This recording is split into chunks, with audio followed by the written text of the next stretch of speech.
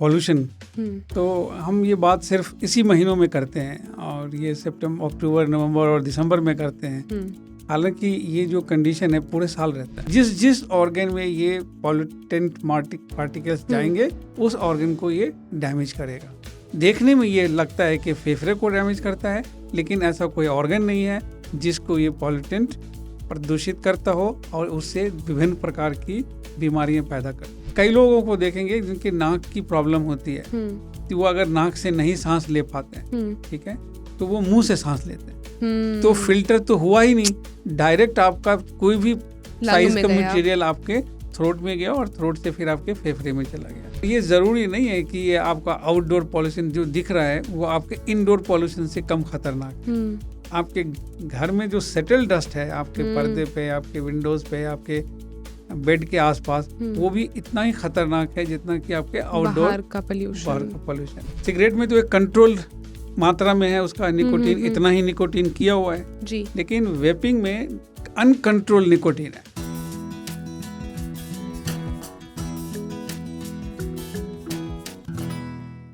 आज जब मैं सुबह ऑफिस आ रही थी तो मुझे बहुत सारा धुंध दिखी, मतलब थोड़ा सा फॉग दिखा, तो मुझे लगा कि बहुत ज़्यादा ठंड होगी बाहर, तो मैंने एकदम से अपनी शॉल ओढ़ ली। फिर जब मैं गाड़ी से बाहर निकली और मैंने देखा कि ये फॉग नहीं, ये स्मॉग है।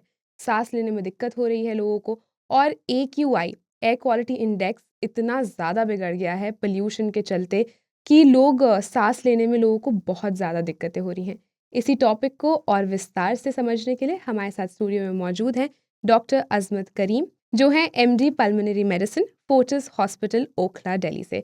हेलो वंडरफुल पीपल, मैं हूं आंचल और आप देख और सुन रहे हैं आज तक रेडियो का हेल्थ पॉडकास्ट हेलो डॉक्टर, जहां बात होती है आपके और हमारे सेहत के बारे में। Hello sir, how are you doing today? Good, I am fine. And मुझे लगा कि आपने आज जिस मुद्दे को उठाया है वो बहुत इम्पोर्टेंट है जी। और आपने जो शब्दों का चयन किया है, स्मॉग एंड फॉग, और लेकिन जो आपने बात करी है कि पॉल्यूशन, तो हम ये बात सिर्फ इसी महीनों में करते हैं और ये सितंबर, अक्टूबर, नवंबर और दिसंबर में करते हैं। हालांकि ये जो कंडीशन है पूरे साल रहता है जी। अगर हम पूरे साल इस बात में बात करें तो हम इस कंडीशन पे नहीं पहुंचेंगे जी। क्योंकि जब आप कह रही हैं कि एयर क्वालिटी इंडेक्स, तो अगर आप एयर क्वालिटी इंडेक्स हर महीने देख के अपने ऑफिस आएंगे तो आज का जो एयर क्वालिटी इंडेक्स है उसकी जागरूकता आप हर महीने देंगे तो हम इस कंडीशन में नहीं पहुंच पाएंगे। सर, जो ये एयर पोल्यूशन चल रहा है, इससे क्या दिक्कतें आ रही हैं लोगों को और ये कितना डेंजरस और लीथल है? तो हम बात करते हैं एयर पोल्यूशन, और अभी इस टाइम में लोगों को खांसियां हो रही हैं जी, ड्राइनेस हो रही है, और ये सिम्टम सिर्फ हम खांसी इसलिए हो रही है कि ये जो PM 2.5 जो है या PM10 है या कोई भी जो गैस है जो स्मोक से प्रदूषित कर रही है लोगों को, ये इनहेल करके फेफड़े में जाती है और जो फेफड़े में जाने का रास्ता है वो हमारा नेजल फिल्टर को क्रॉस करती है जी। नाक के अंदर, हर इंसान के अंदर नाक में एक फिल्टर है जो जो 10 अल्ट्रा माइक्रो जो पार्टिकल्स हैं जिसका साइज जो है वो PM 2.5 है या वो हमारे नाक के फिल्टर को क्रॉस करके हमारे फेफड़े के निचले हिस्से में चला जाता है। और फिर जैसा आपने कोविड के दौरान देखा होगा कि वो पार्टिकल्स अगर निचले हिस्से में चला जाता था तो वाटर जनरेट करता था। तो हमारे फेफड़े का नॉर्मल फंक्शन क्या है? ऑक्सीजन को लेना, कार्बन डाइऑक्साइड को छोड़ना और फिर गैस एक्सचेंज करना। और उस फिर गैस एक्सचेंज से ये जो PM 2.5 पार्टिकल्स हैं वो हमारे जिस्म के हर हिस्से में जाता है। और ब्लड जो है फ्लो आप जानते हैं, आँख में, ब्रेन में, लंग्स में, किडनी में, जिस जिस ऑर्गन में ये पॉल्यूटेंट पार्टिकल्स जाएंगे उस ऑर्गन को ये डैमेज करेगा। देखने में ये लगता है कि फेफड़े को डैमेज करता है, लेकिन ऐसा कोई ऑर्गन नहीं है जिसको ये पॉल्यूटेंट प्रदूषित करता हो और उससे विभिन्न प्रकार की बीमारियां पैदा करता हो। अच्छा, सर ऐसे कौन से और बॉडी पार्ट्स हैं जहाँ से पोल्यूशन से हमें दिक्कतें हो सकती हैं? कहाँ? जैसे हमें लंग्स पता है, अभी आपने बताया नेज़ल कैविटी और खांसी आने लगती है। अब अगर ये ब्लड में चला गया तो ब्लड के थ्रू ब्रेन में भी जाएगा। अच्छा। अब हाँ, ब्रेन में जाएगा। आप जो लेडीज प्रेग्नेंट है और वो जो बच्चे बॉर्न होंगे उसको न्यूरोलॉजिकल डिसऑर्डर्स होगा। ओह! ठीक है। जो कई लोगों की जो अगर ब्रेन में चला गया तो अगर ये थ्रोम्बस क्रिएट करेगा तो स्ट्रोक हो सकता है, कैंसर हो सकता है। ओके। कोई ऐसा ऑर्गन नहीं है जिसमें ये अब अगर ब्लड में आ गया तो ये हर जगह ही चला गया। सही बात है। सर कुछ आजकल ऐसी खांसियाँ आ गई हैं मतलब आफ्टर दिस पॉल्यूशन कि आप खाँसते रह रहे हैं और लोगों ने काफ़ी सारे टीबी के टेस्ट करा लिए हैं, उनको कोई वायरल इन्फेक्शन नहीं है, सब टेस्ट हो गए हैं, तब भी खाँसी कंटिन्यूअस चल रही है। तो इसका क्या रीज़न है इसके पीछे और इसको कैसे मैनेज किया जा देखिए, सकता है? खांसी जो है एक ना आपका सिम्टमेटिक सिम्टम जी, है। खांसी बीमारी नहीं है, एक सिम्टम है। जी। कोई भी फॉरेन बॉडी आपके अगर सांस की नली में जाता हो तो उस फॉरेन बॉडी को निकालने के लिए जो एफर्ट लगता है हुँ, वो कॉफ होता है। हुँ, और उससे जो प्रोडक्शन होता है जिसको हम लोग नॉर्मली खांसी में और बलगम में लोग डिफ्रेंशिएट नहीं हुँ, कर हुँ, हुँ, पाते हैं। तो मैं आपको जो आवाज़ निकलती है वो कॉफ है, हुँ, और आवाज़ के साथ जो भी मटेरियल निकलता है हुँ, उसको बलगम बलगम या बोलते स्पुटम कहते हैं। अगर हम उस बलगम और स्पुटम की जांच कराते हैं, वो टीबी का भी हो सकता है, हैं। वो किसी और बीमारी की वजह से भी हो सकता है। हुँ, लेकिन अगर वो लगातार खांस रहा है और काफ़ी लंबे समय से खांस रहा है तो कई वजह हो सकती हैं। दमा हो सकता है, काला दमा हो सकता है, टीबी हो सकती है। अच्छा। एक और इंटरस्टिशियल लंग डिजीज़ का नाम सुना होगा, आईएलडी, वो हो सकता है। तो उसके लिए जो है वो जांच का विषय है। लेकिन वो ज़रूरी नहीं है कि सिर्फ इसी 3 महीने में होगी, वो सालों भर होगी आपको वो खांसी। या कई लोगों के फेफड़े खराब होते हैं, कमज़ोर होते हैं, या उनको इम्यूनिटी लो होती है उनकी, तो ज़रा सा भी कुछ मौसम बदला तो उनको खांसी हो जाती जी। सर अभी आपने इम्यूनिटी बताया, तो इम्यूनिटी को बूस्ट करने के लिए अभी इस मौसम में और पॉल्यूशन से बचने के लिए इम्यूनिटी को बूस्ट करने के लिए ऐसा हम क्या कर सकते हैं? है। आप सबसे पहले तो ऐसे मौसम में आपको ज़्यादा से ज़्यादा पानी पीना चाहिए। ठीक है। और जो है वो आजकल के मौसम में आप देखेंगे कि फ्रूट्स बहुत, जी। हर तरह के फ्रूट्स अवेलेबल हैं। तो फ्रूट्स, हुँ, वेजिटेबल्स, सारी हुँ, सब्जियां हैं। और जो है हाई प्रोटीन डाइट खाएं। हुँ, और बहुत सारे मार्केट मेडिसिन के साथ हम लोग, अगर कोई पेशेंट आते हैं तो हम जो है वो विटामिन्स B12, हुँ, D3, ऐसे विटामिन्स हैं जो हम देते हैं पेशेंट्स को, जिससे इम्यूनिटी बेटर होती है। हुँ। लेकिन खान पान से अगर बेहतर रखें तो ज़्यादा बेहतर है। जी। सर सबसे ज़्यादा जो पॉल्यूशन या कहीं पे भी कोई भी बीमारी होती है उसमें सबसे ज़्यादा जो प्रोन होते हैं, उसके वो होते हैं बच्चे और प्रेग्नेंट वुमेन। तो उनको बचने के लिए वो लोग क्या कर सकते हैं? कुछ बताइए इस जैसा पे? कि मैंने बताया आपको कि ये हर तरह के लोगों को, चाहे बच्चे हो, बूढ़े हो, यंग हो, मिडिल हो, जी। हर तरह के लोगों को इससे प्रॉब्लम होती है। और जैसा कि आपको देखने में लगता है कि सांस की दिक्कत हो रही है, हुँ, लेकिन ये ज़रूरी नहीं है कि आपको सांस की ही दिक्कत होगी और सांस की ही बीमारी होगी ऐसे पॉल्यूटेंट हुँ, से। ये जो हम बात कर रहे थे पॉल्यूशन की, जो PM2.5 की हम बात करते हैं, अगर ये पटाखे से निकला हुआ PM2.5 है तो ये कुछ और प्रोड्यूस करता है। हुँ। ये पेट्रोल और डीजल से निकला हुआ PM2.5 है तो ये कुछ और टॉक्सिक प्रोडक्ट अच्छा। यूज़ करता है। ये अगर सीमेंट मतलब बिल्डिंग मटेरियल से जो PM2.5 है उसके कुछ और इफ़ेक्ट हो सकते हैं। हुँ, तो अलग-अलग तरीके के मटेरियल से जो निकला हुआ PM2.5 मटेरियल है, जो अगर जिस ऑर्गन में गया वो इन्हेल करने के बाद वो उस ऑर्गन को डैमेज कर सकता है।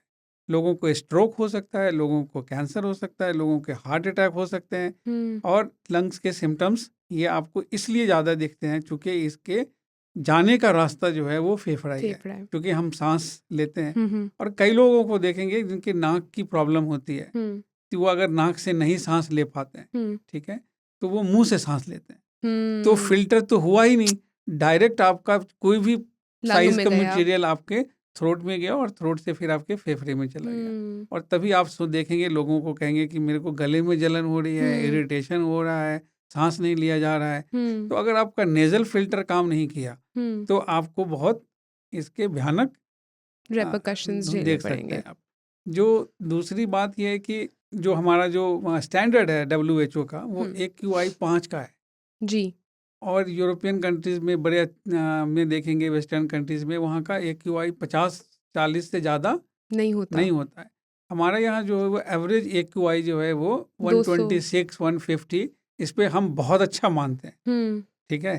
तो जब ये ऐसा मौसम आता है जहाँ ठंड होती है, जैसे हुँ, दिल्ली ऐसा शहर है कि जहाँ पे आप फॉग देखने को हुँ, हुँ, मिलता है, हुँ, तो वहाँ पे डस्ट डस्ट जो है वो सेटल कर जाता है। हुँ, जब वो डस्ट सेटल करता है तो फिर फ़ौरन आपका AQI बढ़ जाता है और फिर लोगों को सिम्पटम होने लगती है, आपको धुंधला दिखाई पड़ता है। हालाँकि प्रदूषण दिखता नहीं है, पॉल्यूशन तो दिखने वाली चीज़ नहीं। आपने अपने ओपनिंग रिमार्क्स में कहा कि आप निकली तो आपको स्मॉग दिखा और आपको लगा ठंड है, तो आपने शॉल ले ली, लेकिन ऐसा है नहीं, इसको आप महसूस कर सकते हैं।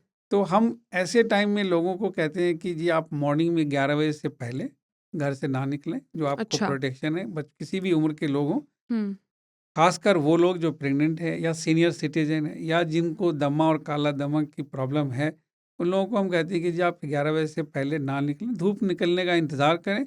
और जब धूप निकल जाए तो थोड़ा सा डस्ट सेटल हो जाती है, फिर आप निकल सकते हैं। हम्म इस तरीके से हम कहते हैं कि शाम को 4 बजे के बाद अवॉइड करें पार्क में जाना, और कोशिश करें कि अपने सारे आउटडोर्स काम जो है कम से कम जाएं करने के लिए। और ये ज़रूरी नहीं है कि ये आपका आउटडोर पॉल्यूशन जो दिख रहा है वो आपके इनडोर पॉल्यूशन से कम खतरनाक है। आपके घर में जो सेटल डस्ट है, आपके पर्दे पे, आपके विंडोज़ पे, आपके बेड के आसपास, वो भी इतना ही खतरनाक है जितना कि आपके आउटडोर बाहर का बाहर पोल्यूशन। का पॉल्यूशन है। ओके। तो वी आर जो, और दिल्ली में खासकर ये प्रॉब्लम इसलिए बढ़ जाती है कि दिल्ली का जो ज्योग्राफिकल एरिया है, ये जो आपका फरीदाबाद है या गाज़ियाबाद है या चंडीगढ़ है, इवन अफ़गानिस्तान, यहाँ से जो विंड वेलोसिटी, एक आप सुनते होंगे, पेपर में पढ़ा होगा, ये विंड वेलोसिटी क्या है, कि जो बाहर से डस्ट और पॉल्यूशन दिल्ली में एक बार आ जाए तो वो निकल नहीं पाता। सही है। ठीक है। और जब हवा नहीं चलेगी तो वो डस्ट सेटल हो जाता है, सेटल वो पेड़ पौधों पे हो जाता है, गाड़ियों पे हो जाता है, आपके घरों के विंडोज़ पे हो जाते हैं। और फिर हम उसको जो है, जब सुबह 11 बजे तक वो आपके ब्रीदिंग लेवल पे रहता है, अच्छा। ब्रीदिंग लेवल पे रहता है कि जैसे आप बाहर निकले और सीधा आपके नाक में गया, और अगर नाक से नहीं सांस लिए कुछ लोग तो सीधा मुंह मुंह के के रास्ते अंदर। से आपके अंदर चला गया। तो हम इस मौसम में लोगों को यही कहते हैं कि आप जो है वो आ, घर से बाहर निकलें तो आप ये ज़रूरी समझें कि हमें निकलना ज़रूरी है। ठीक है, अदरवाइज़ आउटडोर एक्टिविटीज़ कम से कम करें। मॉर्निंग वॉक अभी बिल्कुल सही बिल्कुल नहीं ही है, नहीं। इवनिंग वॉक भी बिल्कुल सही नहीं है। तो उसकी बच्चे जगह सर क्या कर सकते हैं? मॉर्निंग वॉक तो सबका वो तो होता ही घर है में रूटीन। कुछ एक्टिविटी करें आप, है ना? जी। घर में कर सकते हैं एक्टिविटीज़ जो आपके है, या फिर मौसम जो खुलने का इंतज़ार करें कि भाई 1-2 घंटे भी कभी हुँ। धूप निकले तो जो आप और करना जो चाहते हो करें। पेट्स हैं, जिनके पेट पेरेंट्स हैं, वो कैसे लेके जाएँ अपने पेट्स को बाहर घुमाने? जिस तरह ये इंसानों को नुकसान पहुँचाते हैं, हुँ। उतने जानवरों को भी नुकसान पहुँचाते हैं, चूँकि ब्रीदिंग मैकेनिज़्म दोनों का सेम सेम है। ही है। तो उनके साथ भी वैसे ही करना चाहिए जिस तरह आप अपने बारे में सोचते हैं, जब आप जाते हैं बाहर और आप समझते हैं कि ये बहुत ज़्यादा सुरक्षित हमारे लिए है। पॉल्यूटेड है तो फिर नहीं जाते। सर इस पॉल्यूशन से ऐसी कौन-सी बीमारियाँ हैं जो हमें हो जाती हैं और ये क्या लॉन्ग टर्म इफ़ेक्ट छोड़ के जाता है हमारे साथ? कोई ऐसा ऑर्गन नहीं है, जैसे मैं आपको पहले बता रहा हुँ। था, जिससे ये पोल्यूशन अफ़ेक्ट नहीं नहीं करता। करता। और ये जब अगर अब कैंसर हो सकता है, तो हुँ। ये लॉन्ग टर्म कैंसर बीमारी है। हुँ। दमा हो सकता है, काला दम हो सकता है, ये सारी बीमारियाँ जो हैं वो, और आपके लंग को, आपने सुना होगा कि कोविड में लोगों को जो है फाइब्रोसिस हो रहा है जी। या निमोनिया हो गया है जी, इसको, जी। नॉर्मली।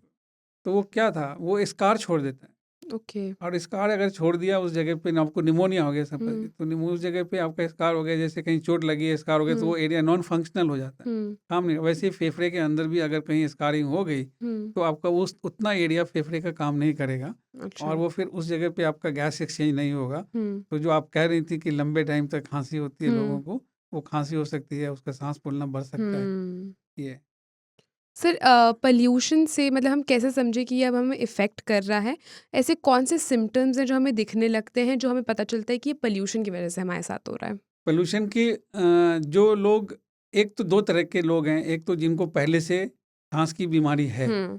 ठीक है, अभी हमारे हॉस्पिटल्स में देखेंगे कि एडमिशन्स, इमरजेंसीज और ओपीडी का नंबर हुँ। सांस की वजह से काफ़ी बढ़ गया है। अच्छा। तो ये वो लोग हैं जिनको पहले से बीमारी है, तो उनको उनका एग्जर्बेशन जो हुँ। है, इमरजेंसी विजिट्स, वो बढ़ जाता हुँ। है। जो लोग जिनको सांस की बीमारी नहीं है, हुँ। और वो लोग अगर ऐसे मौसम में निकल रहे हैं और कोई किसी तरह का प्रोटेक्शन नहीं लिया है, तो उनको गले में इरिटेशन होगा, हुँ। खांसी होगी, हुँ। सर में दर्द होगा, हुँ। और सांस अचानक से सांस फूल सकता है। तो जी। ये जो है वो आँख में ड्राइनेस रहेगा। ये सब जो है, सर में दर्द, फटीग, हुँ। काम नहीं करने का मन, जो है ना, ये सारी सिम्टम्स आपको होगा और इससे आपको समझना चाहिए कि हमें कुछ एक्यूट हो सकता है। हो सकता है।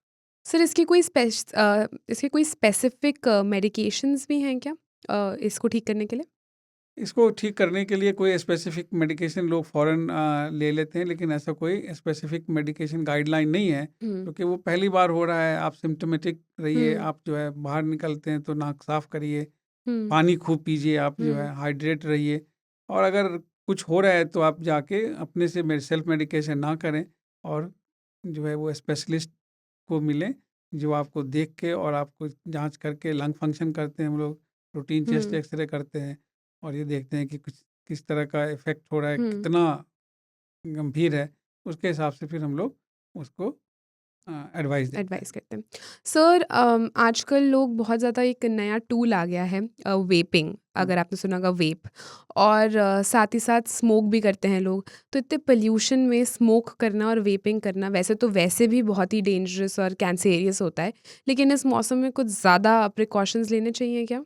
तो 2-3 बात है। एक तो कुछ पेशेंट हमें आके कहते हैं कि जी दिल्ली में तो हम जब उनको मना करते हैं सिगरेट मत पियो, हुँ, तो वो कहते हैं जी हम तो बगैर पिए 21 सिगरेट पी रहे हैं रोज़ इस पॉल्यूशन में, हुँ, तो इससे अच्छा सिगरेट ही पी लेते हैं। हुँ, तो 21 सिगरेट तो पॉल्यूशन का है और 21 सिगरेट वो पी रहे हैं, ठीक है? तो आप सोच सकते हैं कि जो हम कहते हैं कि लंग कैंसर का हुँ, इंसिडेंस काफ़ी बढ़ रहा है दिल्ली में, उसमें पॉल्यूशन का भी काफ़ी रोल है और जो लोग स्मोकर हैं उनका रिस्क डबल हो जाता है।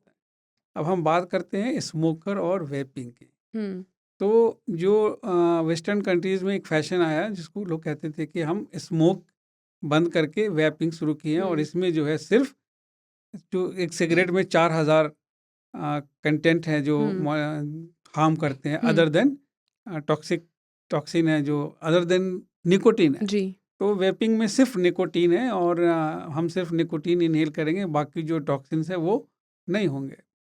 लेकिन आपको बता दें कि इंडियन गवर्नमेंट ने जैसे ये वेपिंग आया इसको पार्लियामेंट में लॉ ला के और इसको बैन कर दिया। तो इंडिया में वैपिंग बंद है। हुँ, वो क्यों बंद है?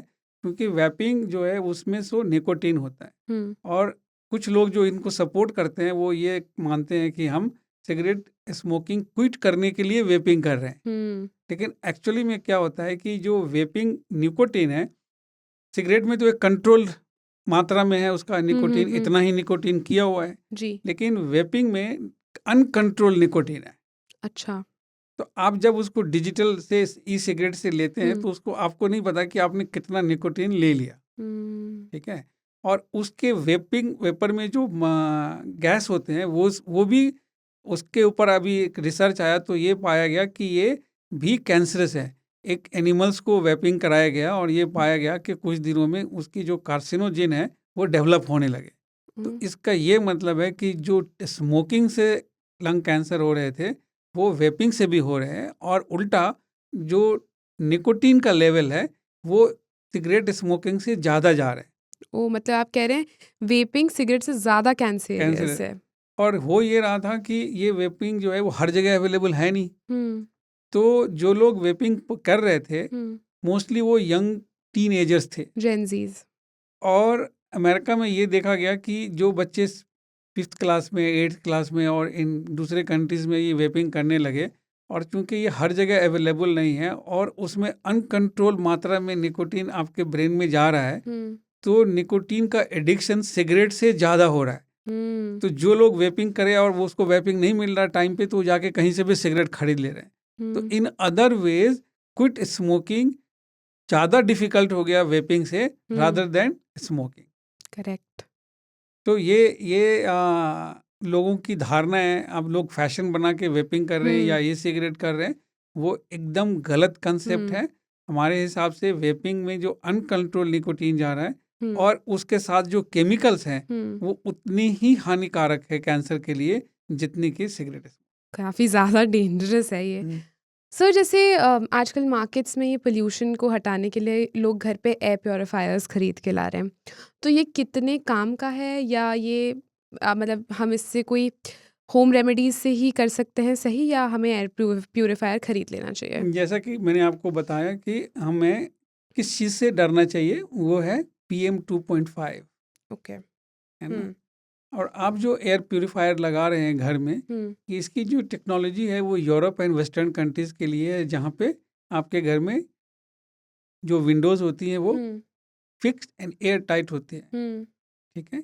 तो उसमें जो सेटल डस्ट को हटाने के लिए एयर प्यूरिफायर काम करता है। काम करता है। हम्म लेकिन हमारे यहाँ जो घरें हैं वो उस तरह के घर नहीं है, हम्म ठीक है? Full full ventilation. वेंटिलेशन है, तो जितना वो एयर सक करता है आपका, उससे ज़्यादा एयर आपका आ जाता है ओ अंदर। सो हमारे इस इंडियन सिनेरियो में हमें नहीं लगता कि एयर प्यूरिफायर बहुत सक्सेसफुल है। जी। सर जैसे आजकल लोग जैसे इनको पोल्यूशन दिखता है तो सबसे पहले लोग स्टोर्स पे भागते हैं कि मास्क ले लें और मास्क पहन लें, तो मास्क पहनना कितना सही है और कितना गलत? मास्क का यूज़ आपने देखा होगा कि कोविड के बाद लोगों ने N95 और higher version of mask use करना शुरू किया।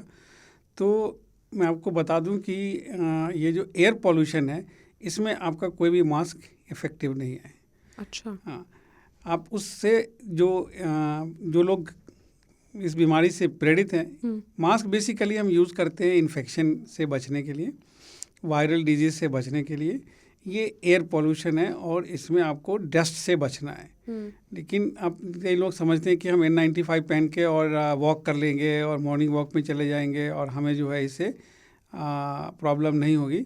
ये बिल्कुल गलत कंसेप्ट है। N95 या कोई किसी भी मास्क से आपको एयर पॉल्यूशन जो अभी दिल्ली में है या देश के किसी भी हिस्से में, तो इससे आपको कोई फ़ायदा नहीं होने होगा। वाला है। जी।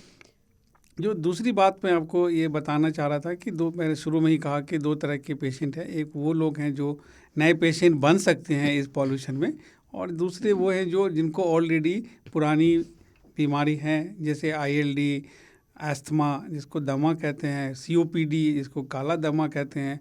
वो लोग जो हैं अपने दवाइयों का, इन्हेलर का स्टॉक और निबुलाइज़र का स्टॉक, मेडिसिन स्टॉक रखें ताकि वो और उसका प्रॉपर यूज़ करें। जी। इस टाइम पे आपको अगर पॉल्यूशन और अस्थमा दोनों का अटैक अगर होता है तो ये गंभीर हो सकते हैं। ऐसे पेशेंट्स सीधा हमारे पास आते हैं और हमें ICU में एडमिट करना पड़ता है। अच्छा। और उनके जो अभी आपने देखा होगा पेपर्स में लास्ट ईयर का डेटा आ रहा है कि पॉल्यूशन की वजह से इतने डेथ हो गए, इतने बच्चों की डेथ हो गई, इतने प्रेग्नेंट वुमेन की डेथ हो गई। वो डेटा बहुत बड़ा है और भयानक है। मैं आपको डराना नहीं चाहता कि भाई ये देखो इतने लोग हैं, लेकिन ये आप देखेंगे कि इन सब की मौत सिर्फ सांस की बीमारियों से नहीं हुई, ये अलग अलग बीमारियों से हुई है। इसका मतलब ये है कि ये जो PM 2.5 पार्टिकल्स जो सांस के रास्ते फेफड़े में जाके और विभिन्न प्रकार के आपके जो मेजर टारगेट ऑर्गन है उसको इफेक्ट कर रहा है, तो ये जिस ऑर्गन को जाके इफेक्ट करेगा उस ऑर्गन से रिलेटेड बीमारी होगी। और फिर अगर आपका वो ऑर्गन कमज़ोर है या पहले से ही अफेक्टेड है तो आपको इसके गंभीर परिणाम होंगे। इसलिए आप देखेंगे कि हर साल इस 3 महीने में जो है डेथ्स काफ़ी होते हैं, चाहे वो बच्चों में हो, चाहे वो प्रेगनेंसी में वुमेन की हो या बूढ़े में हो, एडल्ट हो, हर तरह के लोगों में कार्डियक अरेस्ट हो रहा है। तो ये संभव है। जी। सर लास्ट क्वेश्चन मैं आपसे पूछूंगी कि जो स्कूटी और 2 व्हीलर्स से आते जाते हैं लोग ऑफिस, क्योंकि ऑफिस तो जाना ही है, तो उनको क्या प्रिकॉशन लेना चाहिए इस पोल्यूशन में? वो लोग ये सोच के अगर मास्क यूज़ कर रहे हैं कि हमें बच जाएंगे, तो ये गलत धारणा है। लेकिन ये है कि चूंकि एक प्रोटेक्शन लेना है तो आप जो है हेलमेट पहनते हैं, और हेलमेट के साथ अगर N95 कहते हैं तो आपको सफोकेशन हो सकता है उससे। तो आप कोशिश करें कि आप आउटडोर एक्टिविटीज़ कम जाएं और अपने टाइमिंग्स जो है इस बीच में ट्रैवल ना करें, चाहे किसी भी माध्यम से हो, स्कूटी हो, बस हो, किसी भी माध्यम से आप कोशिश करें कि जब तक ये स्मोक सेटल नहीं हो जाता है आप बाहर ना निकलें। जी। खासकर जो स्कूल के बच्चे हैं, जो अभी आप देखेंगे गवर्नमेंट की गाइडलाइन आ जाती है इन दिनों में कि स्कूल को बंद कर दो या एग्ज़ाम शिफ्ट कर दो, टेस्ट को हटा दो। तो ये इन चीज़ों को रोका जा सकता है। अगर आप कैलिफोर्निया में एक आज से बहुत साल पहले यहाँ से भी ज़्यादा ख़तरनाक स्थिति थी, यहाँ से भी ज़्यादा नंबर ऑफ कार्स थे, और आज की स्थिति में कैलिफोर्निया में उन्होंने इतनी ज़्यादा नॉर्म्स कर दिए। कैलिफोर्निया अमेरिका का शहर है कि वहाँ का AQI कभी भी 50 से ऊपर नहीं जाता। अच्छा। क्योंकि गवर्नमेंट ने वहाँ पे राउंड द क्लॉक, ना कि ये 3 महीने में नॉर्म्स लगा दिए, कंस्ट्रक्शन मत करो, ये मत करो, गाड़ियाँ मत चलाओ, डीजल गाड़ी मत चलाओ। ये इस तरह के नॉर्म्स गवर्नमेंट को 365 लेने पड़ेंगे। आपके कार के इंजन के पीरियडिक चेक हो रहे हैं कि नहीं हो रहे हैं, आपकी गाड़ी के इंजन के पेट्रोल और डीजल की क्वालिटी ठीक है कि नहीं है। हर तरह के बड़े से छोटे मेजर्स लेने के बाद ही आप राउंड द क्लॉक अपने AQI को सेटल कर सकते हैं। जब तक आपका round the clock AQI settle नहीं होगा, आप इस 3 महीने को ब्लेम नहीं कर सकते, आप दिवाली को ब्लेम नहीं कर सकते, चूँकि PM 2.5 जनरेशन सिर्फ पटाखे से नहीं होता, जी। हर चीज़ से होता है। जहाँ पे इंसान है वहाँ पॉल्यूशन होगा। आप चले जाइए पहाड़ में, वहाँ पॉल्यूशन नहीं है।